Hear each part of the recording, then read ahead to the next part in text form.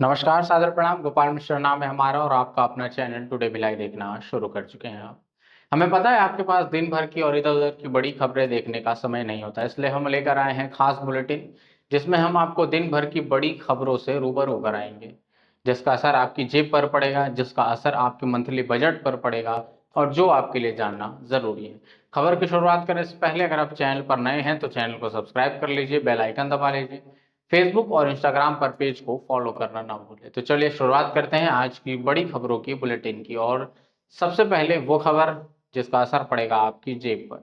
अगर आपके पास भी एलपीजी सिलेंडर है और एलपीजी सिलेंडर का आप यूज़ करते हैं तो ये आपके लिए खबर है। आपके रजिस्टर्ड मोबाइल नंबर पर भी एक मैसेज आया हुआ है जिसमें ई केवाईसी पूरा करने का अलर्ट आया होगा।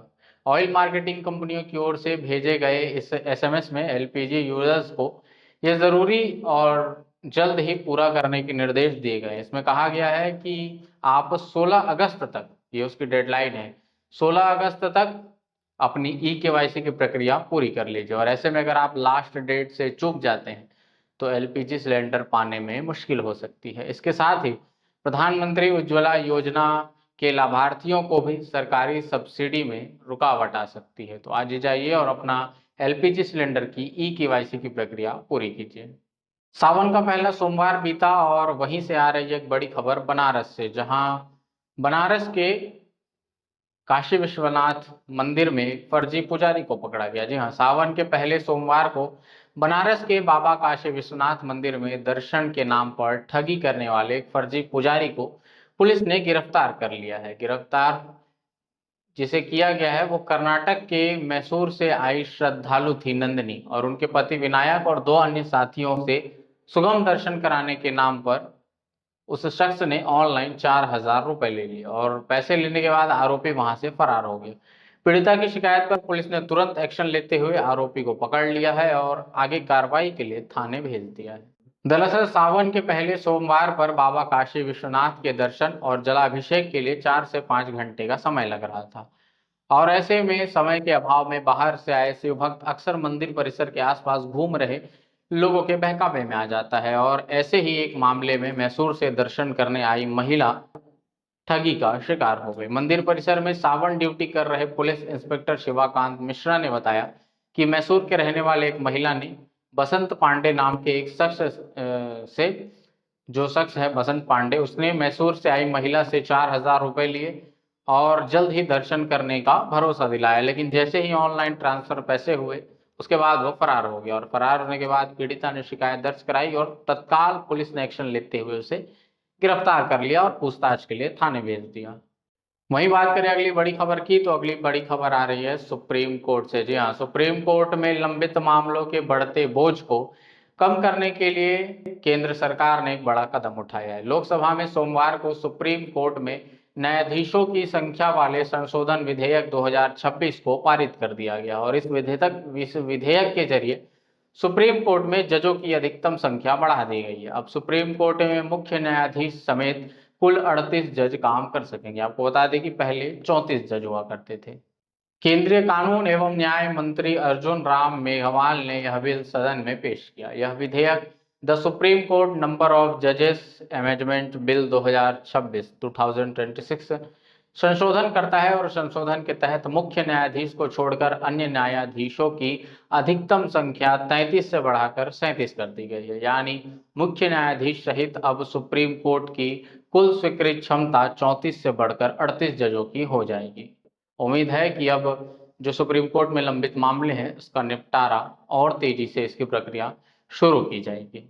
वहीं बात करें अगली बड़ी खबर की, तो अगली बड़ी खबर आ रही है पहलवानी के क्षेत्र से। जी हाँ, दिल्ली की एक अदालत ने सोमवार को भारतीय कुश्ती महासंघ के पूर्व अध्यक्ष बृजभूषण शरण सिंह को 6 महिला पहलवानों द्वारा लगाए गए यौन उत्पीड़न के आरोपों से बरी कर दिया है।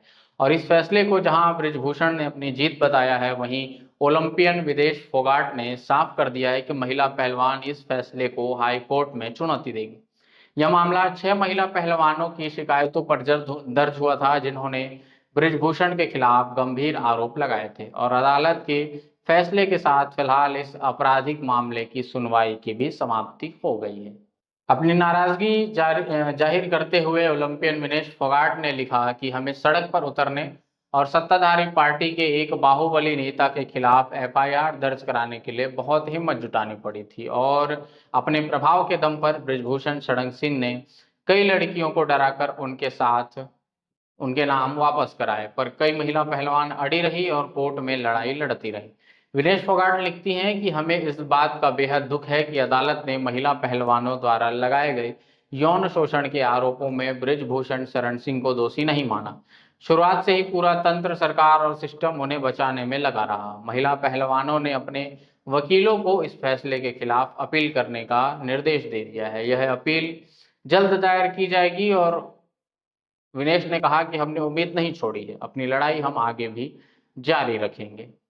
वहीं बात करें अगली बड़ी खबर की, तो अगली खबर आ रही है मध्य प्रदेश के गुना जिले से एक सनसनीखेज वारदात सामने आया है, जहां फतेहगढ़ थाना क्षेत्र के चक चुरेला गांव में देर रात सशस्त्र बदमाशों ने एक सहायक सचिव के घर को निशाना बनाते हुए बड़े डकैती कांड को अंजाम दिया। रात में लगभग 2 बजे बेखौफ बदमाशों ने परिजनों को कमरे में बंधक बना लिया और पूरे घर को खंगालते हुए 2 किलो सोना, 1 किलो चांदी और 12 लाख रुपए नगद, एक मोटरसाइकिल और पूरी की पूरी तिजोरी अपने साथ समेटकर चंपत हो गए। वहीं इस बड़ी वारदात के बाद पूरे इलाके में दहशत का माहौल है, जबकि शुरुआती जांच में घटना के जो खूंखारी पारदी गिरोह का हाथ होने की आशंका जताई जा रही है। आपको बता दें कि देर रात हथियारबंद बदमाशों ने अधिकारी के घर धावा बोला और परिजनों को पहले कमरे में बंधक बना दिया। इस पूरी घटना को बेहद ही सुनियोजित तरीके से अंजाम दी गई। देर रात करीब 2 बजे एक पूरा परिवार जब गहरी नींद में सो रहा था, तभी हथियारों से लैस बदमाशों ने घर की घेराबंदी की। बदमाशों ने पहले परिजनों को कमरे के दरवाजे बाहर से बंद किए ताकि कोई बाहर ना आ सके और न ही कोई विरोध दर्ज करा पाए। इसके बाद बेखौफ लुटेरों ने आराम से पूरे घर की तलाशी ली और घर में रखी हुई जमा पूंजी, गहने और दूसरी चीजें लेकर आराम से फरार हो गए। वही बात करें अगली बड़ी खबर की, तो अगली बड़ी खबर आ रही है छत्तीसगढ़ के दुर्ग जिले के भिलाई से। दुर्ग जिले में 4 करोड़ 50 लाख रुपए की जमीन के सौदे में कथित धोखाधड़ी के मामले में कांग्रेस नेत्री और भिलाई नगर निगम की पूर्व एमआईसी सदस्य रीता सिंह, उनके पति रमेश चंद्र सिंह और बेटे मानचंद सिंह के खिलाफ मामला दर्ज किया गया है। यह कार्रवाई पाटन स्थित न्यायिक मजिस्ट्रेट प्रथम श्रेणी की अदालत के आदेश पर उतई थाना पुलिस ने की है। मामला रायपुर निवासी बीपी सिंह की शिकायत से जुड़ा हुआ है। उन्होंने कोर्ट में निजी परिवाद दायर किया था। सुनवाई के बाद अदालत ने धोखाधड़ी का मामला मानते हुए तीनों आरोपियों के खिलाफ एफआईआर दर्ज करने के निर्देश दिए। साथ ही उतई पुलिस को 15 दिनों के भीतर एफआईआर और अब तक की गई कार्रवाई की रिपोर्ट अदालत में पेश करने का आदेश दिया है। शिकायतकर्ता के अनुसार साल 2024 में छांटा स्थित गिट्टी खदान और उससे लगी 25 एकड़ जमीन का सौदा 4.5 करोड़ में तय हुआ था और इसी सौदे में एक चेन मशीन और 2 हाइवा भी शामिल थे। शिकायत में बताया गया कि कुल 25 एकड़ में से 13 एकड़ जमीन आरोपियों के नाम पर थी। वहीं 7 एकड़ दान की जमीन और 5 एकड़ सरकारी लीज की जमीन को भी सौदे का हिस्सा बनाया था। शिकायतकर्ता का आरोप है कि उन्होंने सौदे के लिए कुल 4 करोड़ 39 लाख रुपए चेक के माध्यम से दिए।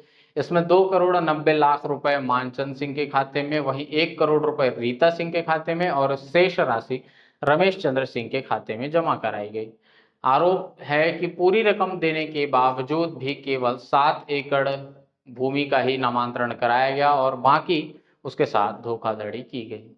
वहीं बात करें अगली बड़ी खबर की, तो अगली बड़ी खबर है मोदी के बॉस की। जी हाँ, प्रशांत किशोर ने बीजेपी का किला ढहा दिया है। भाजपा के राष्ट्रीय अध्यक्ष नितिन नवीन, जिसे पीएम मोदी ने बॉस कहा था, उन्हीं की सीट बांकीपुर में जन स्वराज उम्मीदवार प्रशांत किशोर ने जीत दर्ज की है। उन्होंने बीजेपी के नीरज सिन्हा को 19,324 वोटों से हराया। प्रशांत किशोर को 64,151 वोट मिले।